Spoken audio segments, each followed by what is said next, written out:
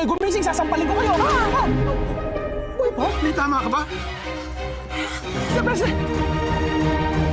Tuluyan nang nawala ng malay ang attorney na tumawag kay Renato Hipolito upang ipaalam na nasa kanilang tahanan sina Oscar Hidalgo kasama si Ambo at si Elizabeth. Bunga ito ng mga tinamong suntok mula kay Oscar maging kay Ambo. Kasabay ang mabilis na paglisan nila sa nasabing lugar dahil sa alam nila na paparating na si Renato Hipolito kasama ang mga tauhan nito. Mula sa mga kaganapang ito, tuluyan na ba talaga na makakatakas itong sina Oscar Hidalgo, Ambo at si Aling Elizabeth sa kamay ni Renato Hipolito?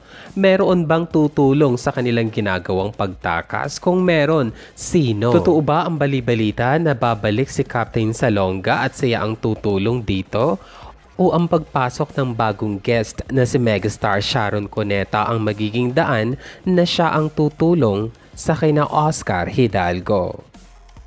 Ito nga ang kumakalat na balita ngayon na di umano nga ay magiging guest si megastar Sharon Cuneta para sa ika-6 na taong anibersaryo ng Ang Probinsyano.